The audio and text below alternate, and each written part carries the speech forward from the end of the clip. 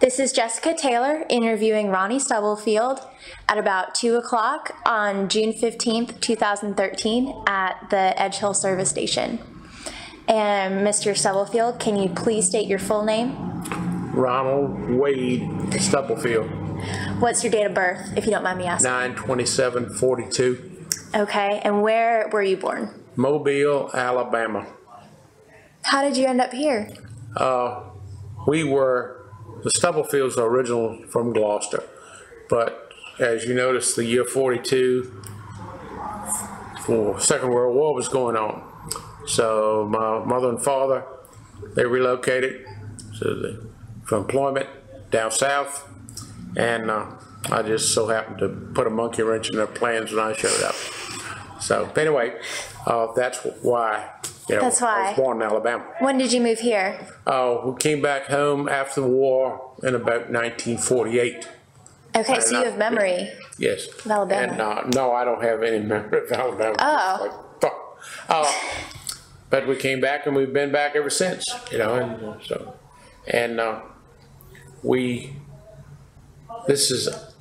My children are the fourth generation to live on the same property.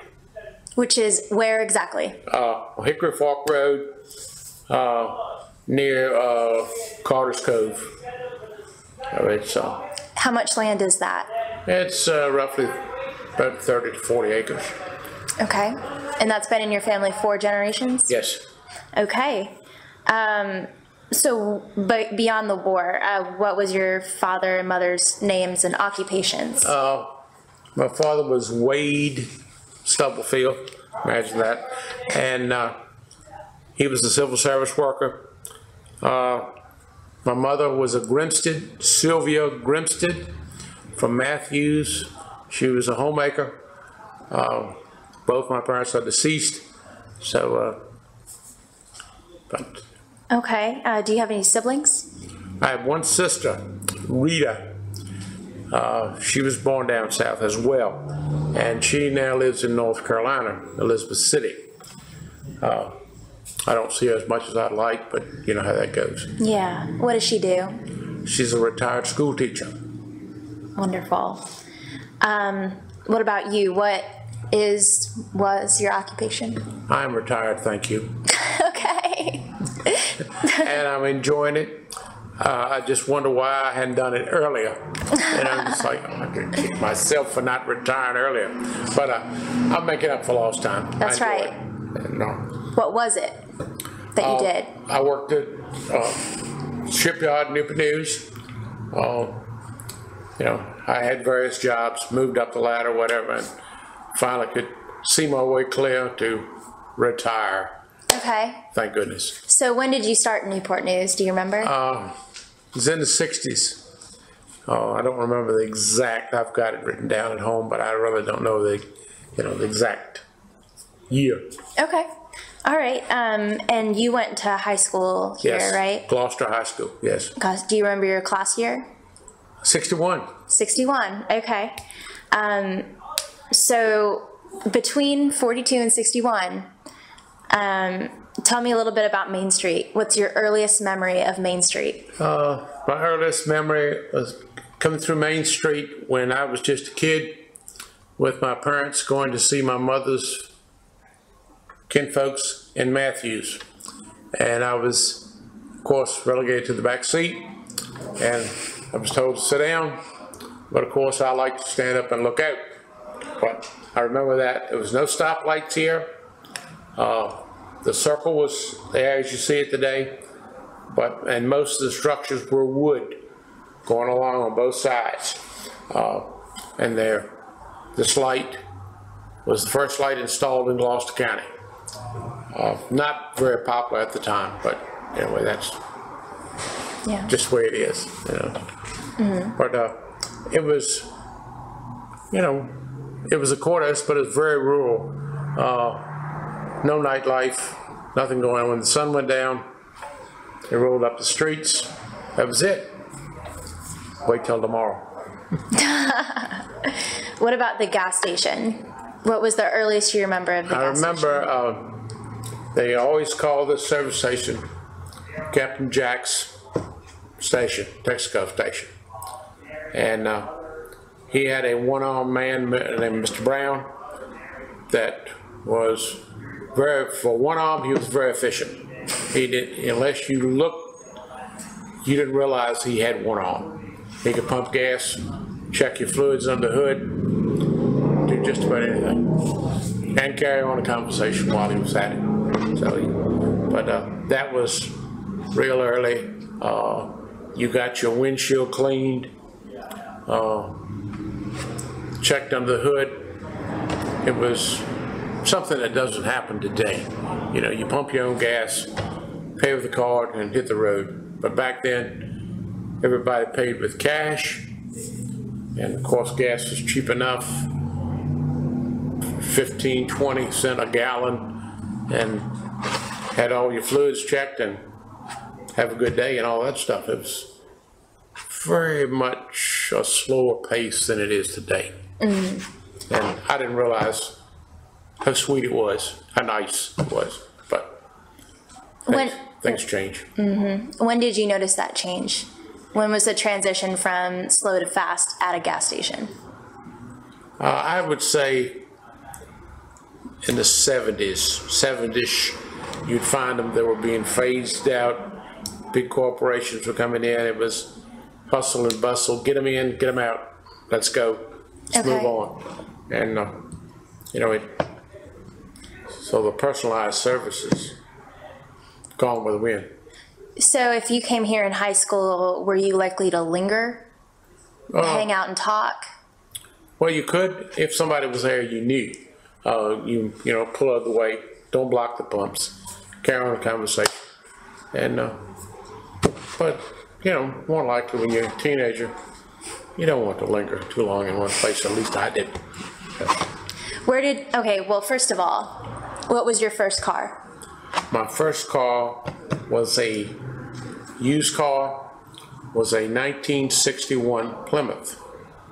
Wow. It was a kind of dirty brown, but I got a deal on it, and it was, to me, it was the best thing since sliced bread. I had a way to go, you know, a way I could get about. How old were you? I couldn't get a car until I went to work, and the first job I had was the Chesapeake Corporation, and I got enough money to make a down payment on a car, still living at home with my parents, and of course, I was just as happy as I could be.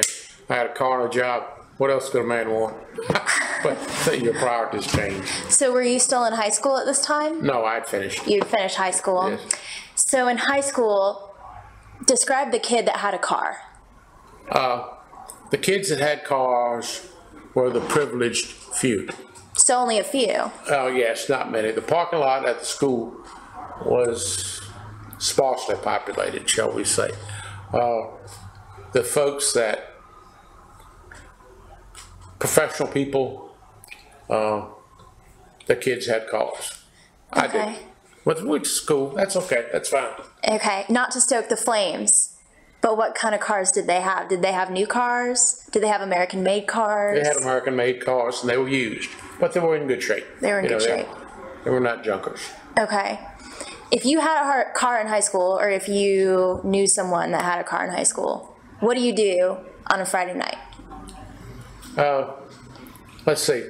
We used to cruise for chicks. No. It's the truth, I'm telling you. And you always had to. And it was, most of the time, it was fruitless. You know, hey, where are the chicks?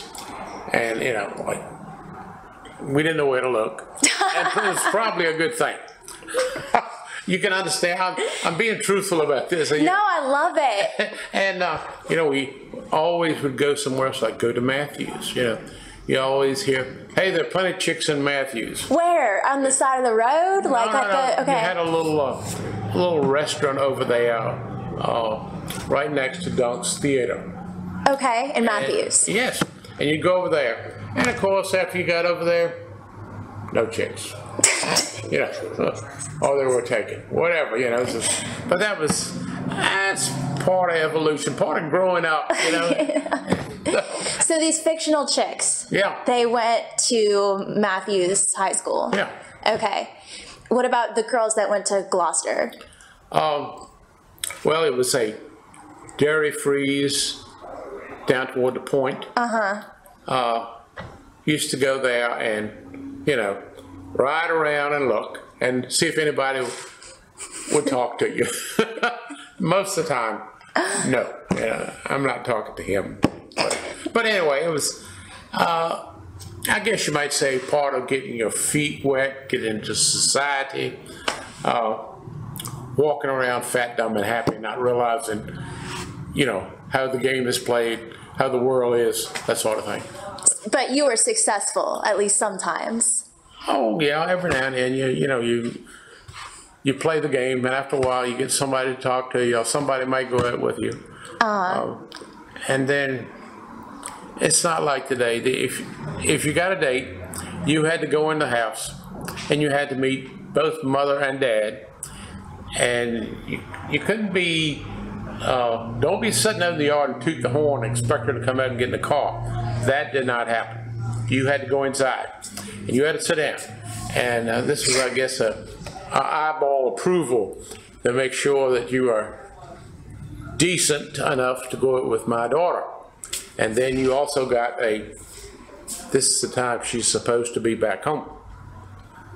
And, you know, it's made sure that you had a watch, so you could tell time, so you could get her back at the appropriate hour. Mm-hmm. But when that was over with, you were scared to death. At least I was. But anyway, went to the movies or wherever. Okay. So in high school, you didn't have a car. No. Does it work the same way? My social life in high school was just about zero. You go to basketball games, football games. I didn't have a car, so I was taken there. And they came back to pick me up later. And everybody was with a few cars, but most of the time, the parents returned, male or female, they went back home. It's not like it is today. It was just, and of course, every now and then they'd have a dance, and that was what I thought was real strictly chaperoned, and it should have been. They had, seemed like one every 10 foot around. But it was just, it wasn't any social life to speak of, not in Gloucester. Mm-hmm. There wasn't, you know. So if you were to look for a social life, you're going to go somewhere else. I didn't know where to start. I had no idea where to go, where to look. Okay. Did you notice people on the weekends leaving Gloucester to go do something different? Not too much. I know a lot of folks left and went to school, or they left somewhere to get a job. Mm-hmm. And more than likely, they didn't come back.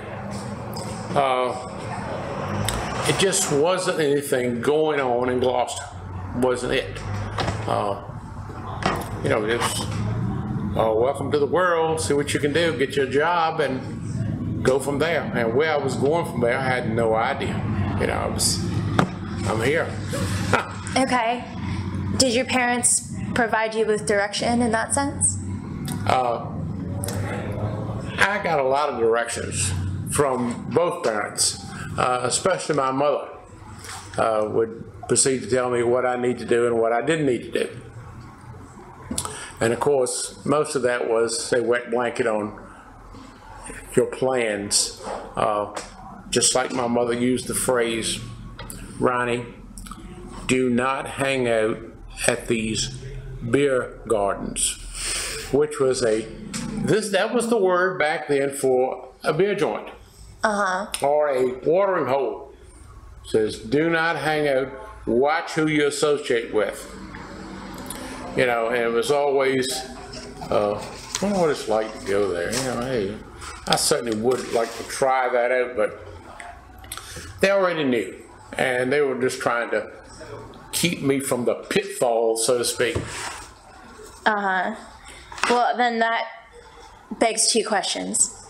First is, where are the beer joints and how late are they open? Well, they weren't open during the week. Right. But on the weekends, by about 9 o'clock, that was it. The proprietor was going back home. Closed up. Let you guys know, hey, last call. At 9 in the evening? About 9-ish, you're out of there. So where were these? One of them was right down here where you see the restaurant. As you leave at the light and go south, you see the little brick building. That was a beer garden, watering hole, whatever you know, and that was Pat Gwynn's.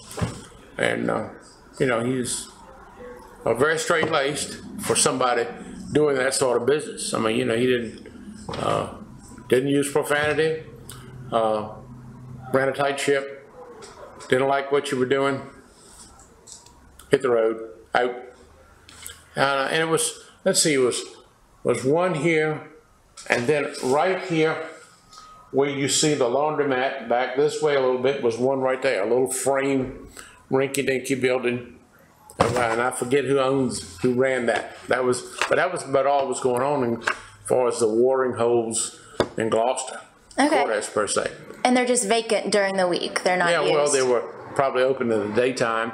And you know, they served meals, whatever. But it wasn't the honky tonk, you know, the wild and woolly atmosphere. No, that didn't happen. Okay. The second part is you said your mom's a wet blanket on your plans. What were your plans? Well, I didn't really have a plan. As you know, she came from the family in Matthews, and she had seen this before. When the males left home and went somewhere, they were probably looking for trouble, and she wanted to avoid this. And of course, I didn't realize that was where she was coming from at the time, but I do now. Yeah. And she had my best interests at heart. Right. But when you're 18, what did you want to do with your life? I really didn't know. No? You know, I didn't know. It's still rural where I live today, but back then, when the sun went down, the world slipped into a hole. It was over. Nothing going on. Very rarely you see a vehicle. Nothing. It was it. So, I don't want to put words in your mouth, but it seems like you're kind of implying that you would hope that it would take you to someplace more exciting? Well, I didn't have any goals. I knew I didn't mind working. Still don't to this day. And I guess I would like to have had a serious girlfriend, but I didn't. Which is okay. Yeah, that's cool. And you know, it was kind of drifting along. There was no hard and fast definition about what I want to do. It just wasn't there. Do you think it oh, did you have something? Oh, no. Okay. If you do, you should say so. Okay. Was it different for your parents? Do you feel like they had goals and they achieved them? Well, my mother was totally devoted to the children, my sister and myself. And my dad was a civil service employee, and we lived on a farm, and there was not a break. Whenever you thought that you could kick back for a little while, that was not happening. That was a chore to be done. Something had to be done. You know, even if it rained, you said, well, it's raining today, I'll get a break. No way. You go in the barn and there's work to be done in there. So, anyway, you know, I didn't know any different. I knew work, and it was expected. You know, you weren't going to get away by kicking back in the house, sitting back with your feet up. That wasn't going to happen. Right. What would bring your parents to Main Street, to this part of town? They came once a week to the Colonial Store. The Colonial Store was right up here where the bookstore has just recently closed. That was the Colonial Store. And they buy the groceries in there. And the grocery bill would equate to somewhere in the neighborhood of between $15 and $20. That was it. And there were several bags of groceries. And nobody was left at home. Everybody had to go. We all went. That was not my favorite thing to do, to go to the grocery store. And it was kind of a social event. My parents would see other married folks, and there was the chatter and whatever. It wasn't exactly my cup of tea, but that's okay. That's fine. What was there for a kid to do? Play with your neighbors. I had several other boys in the neighborhood. We all had a bike, and we'd get together and ride, go down to the river, go to one another's house and play. But this wasn't real often. Most of the time, you had work to do. Okay. Something else to do. And that wouldn't take you to this part of town anyway? No, too far. Yeah. Okay. So was the gas station this is more of a place for adults rather than young adults that can drive? This is true. Okay. Was it set up to cater to a specific clientele? I don't think so. It was more of a supply and a need. Everybody respected Jack Brown. They would come here to get their repair work done. They knew that it wasn't going to be any smoke and mirrors mess. It was business and done as it should be done. But it wasn't any so-called atmosphere. I never did catch that vibe at all. Okay. All right. So what is it that this service station had that, like, the 4 others in the immediate vicinity? Well, the first thing it had was a reputation, and a good one. It was everybody knew the Browns.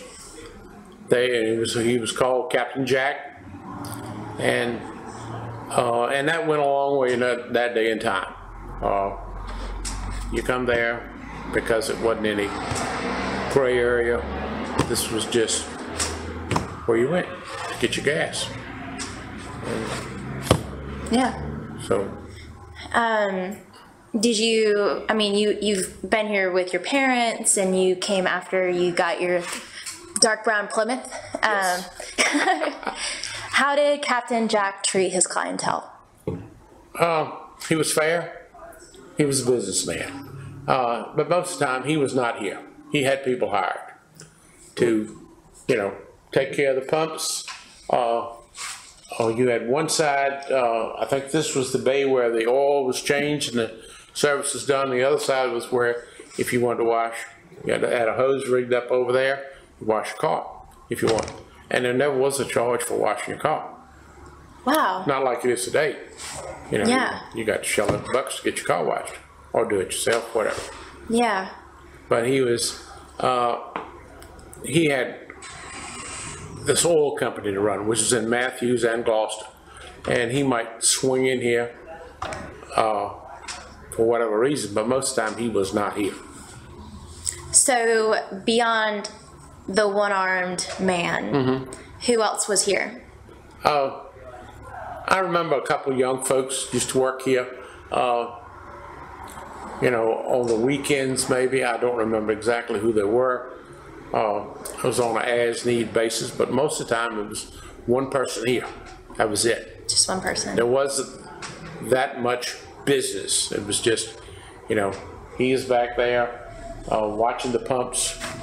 Go ahead, pump your gas, do your windshield, check your oil, la-di-da, and to make sure that the cash register was secure.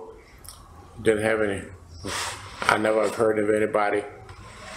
Just didn't hear any thievery. Yeah. No, it was. Okay. It was plain vanilla. Is what it was, big time. Okay, well, speaking of vanilla, do you remember, because your memory goes back to the 50s, do you remember any kind of segregation at the service station at all? I don't remember here, but a lot of times the colored folks were denied bathroom privileges. We weren't allowed to drink from the water fountain. No, just it was a matter of fact. You didn't even see colored people asking to use the bathroom or drink water here. It just wasn't done. Okay, but you don't remember about this place specifically? No. But people of all races could come and use hey. Yeah, and they would come through the front door to settle up or whatever, yes. So auto body repairs, also biracial? Well, it was the only auto repair, the earliest one I remember is right up here, and his daughter runs it now. It's Guns. And I don't remember seeing a black working there. He was very abrupt, very direct, didn't sugarcoat things. He'd ask you, are you looking for a job or are you looking for a paycheck?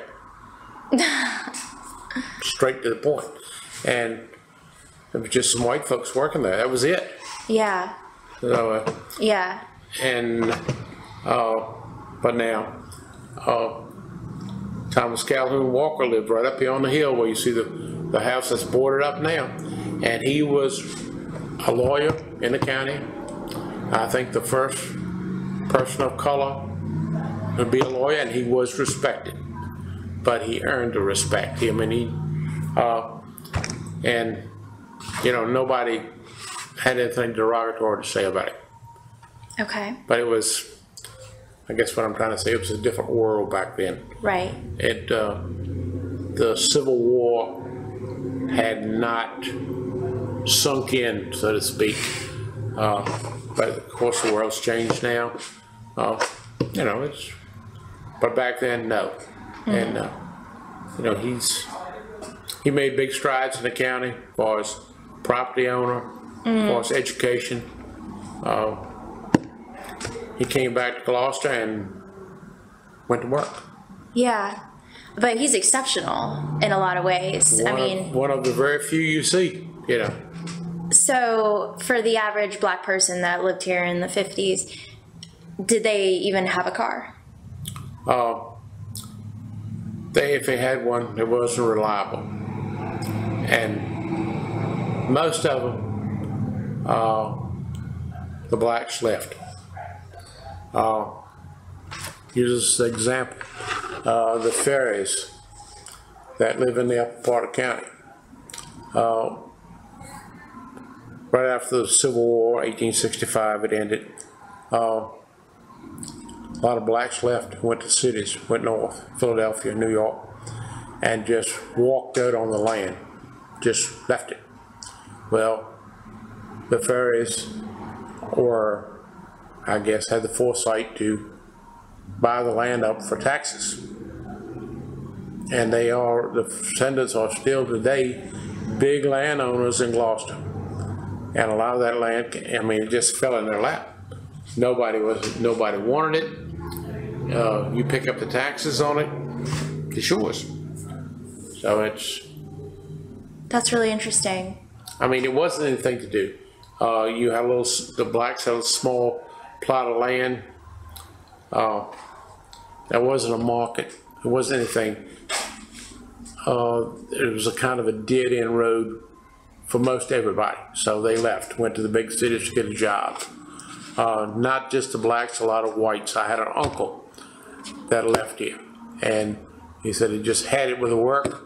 He went to Detroit, went to work in the auto industry, and he eventually came back home, but that was years later. Yeah. So it wasn't a whole lot happening in Gloucester County. It just wasn't. I think I've heard you say that before. Yeah. So if you're driving down Main Street, are you going to park and walk around, or are you just going to drive if this is the 50s, 60s? More like when you came to Gloucester Courthouse, you came for a purpose, to buy something. You normally, there's no problem finding parking, park there, get what you want, and leave. If you found somebody to talk with, that was great. But most of the time, No reason to. No. No reason to hang out. So, if you didn't have a car, but you needed to go to Gloucester Courthouse, how do you get there? you talk to your neighbors and see, find out, when are you going to the courthouse? Could I get a ride with you? So you had to you were at their beck and call, go to the courthouse, get what you need or whatever. And, just get your groceries. But most things were, you raised yourself. For instance, where I live now is still a store across the road. When I was a kid, we had chickens. And my mother used to gather the eggs and go take the eggs and go to the store and do the barter system for whatever we couldn't grow. You got 2 dozen eggs here, trade them for salt or whatever. So you left the eggs, you brought the salt home. That's the way it was. So where does this transaction take place? At a store. Just at a store? Yeah, at a store. That went on. There were a whole bunch of country stores scattered all around the country. Just like your ice cream parlor down here at Short Lane, that was a country store. Okay. And Okay, so you keep saying that there wasn't a lot going on in Gloucester. no, that's correct.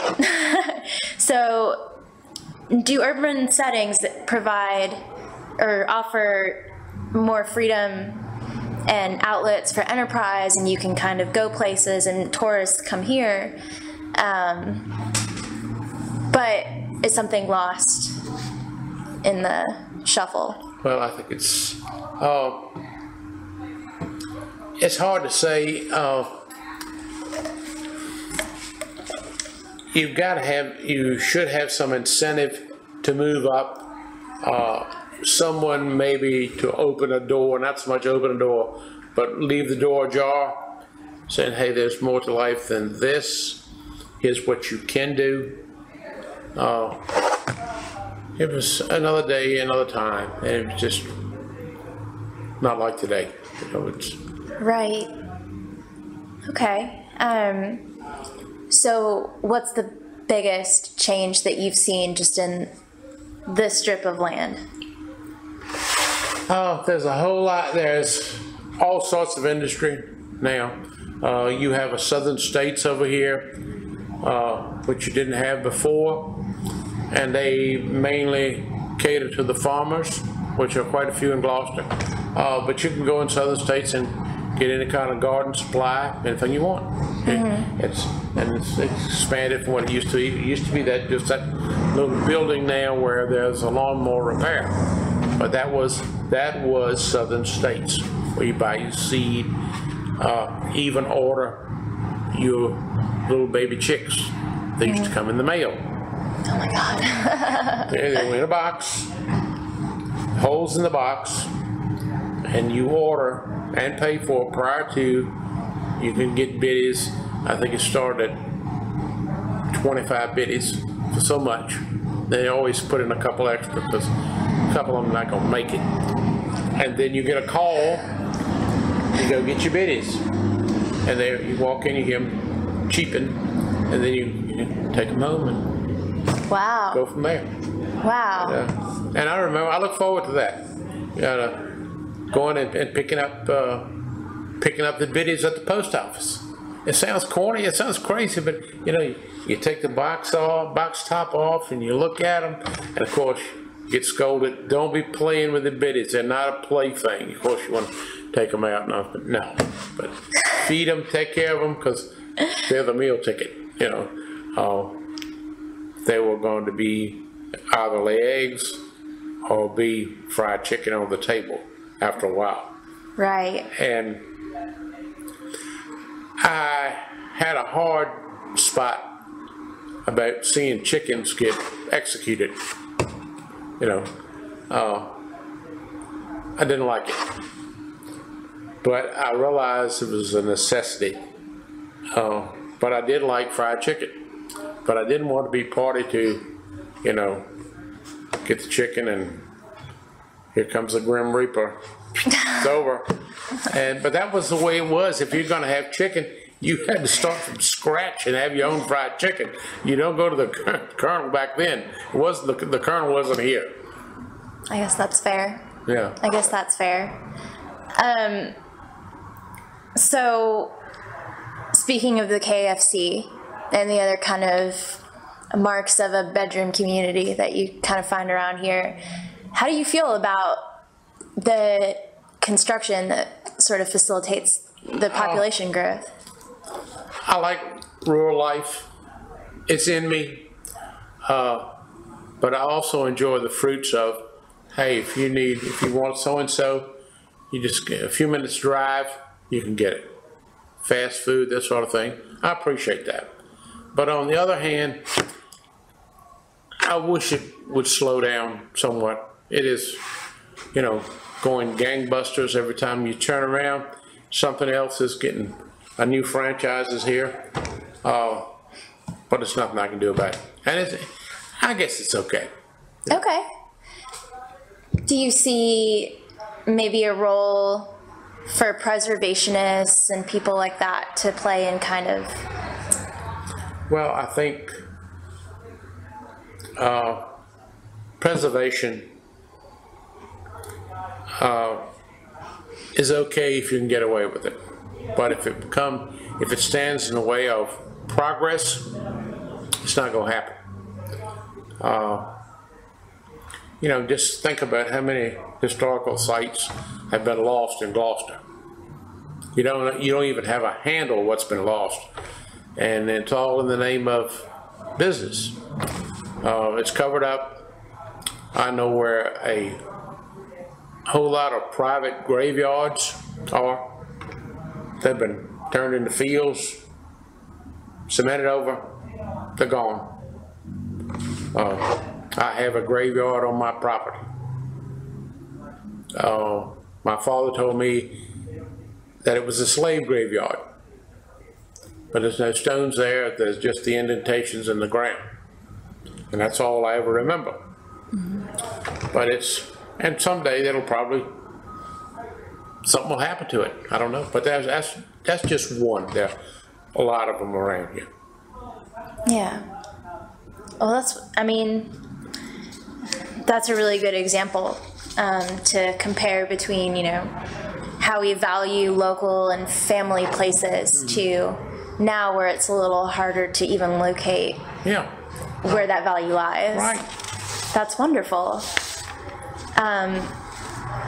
Do you see Main Street as being similarly defunct, or do you see it as a place that still holds community value? Well, I think, speaking of Gloucester, I think what you're going to see, I think you're going to see things move. It's already happening. Where you see Walmart and Hardee's and McDonald's and La-di-da, all that, I can remember all that was wooded, all of it. But then what happened is they made a bypass for Gloucester Courthouse, 17 bypass. That took the pressure away from Gloucester Courthouse, and it's a gradual thing. The businesses are moving out, and I don't think you'll see Gloucester Courthouse. The historical portion will still be intact, but as far as the businesses, no, I think they'll move. They'll go away. Interesting. If they haven't done it already. Yeah, that's really interesting. Speaking about the gas station specifically, can you see a way that the restoration of this building can serve the needs of the community? I think it probably will, as a reminder of how things used to be. I never looked at it that way, but since you guys got it, it sat here a long time empty. And it could be made into a window into yesterday, or a place to come and see what yesterday was, how things happened back then. I can understand that, and hopefully it will be. Okay. So. The last thing I'm going to ask you is if you can just think real hard for a second and try to remember any anecdotes about the gas station across time and space.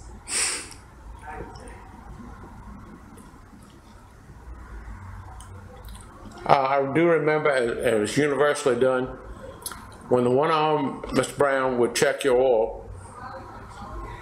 It always amazed me how he did it. He had one arm, hold on, non-existent. He pulled the stick out, had a cloth or rag, wipe it down, check it again, and then walk back to where you were seated and show you how much oil there was in your car. No la-di-da. It was, you don't need any oil, or you're down, you need a little oil. It was all straightforward. And you didn't realize at the time he did this, and he had been doing it so long with one arm, it was just no stumbling, bobbling, da-di-da, this sort of thing. It was all just smooth as could be. Here's your oil, you okay. You folks, you put the stick back, put the hood down, pay for your gas, come back to see us. That was always things they said was, come back to see us. And, you know, it was a courtesy, politeness. It wasn't any rudeness, or I don't care whether you don't buy gas or not, none of that stuff. It was come back to see us. And, you know, I think society has lost a lot of that. You know, we're all in such a hurry. And I try not to be rude. I know sometimes I am, but I try not to be. You know, back in those days, it was courtesy was the name of the day.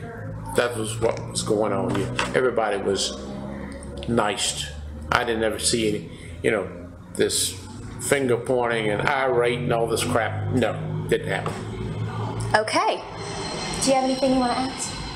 No? Do you have anything else you want to add? Not as I know of. Okay, thank you, sir. I'm going to stop it.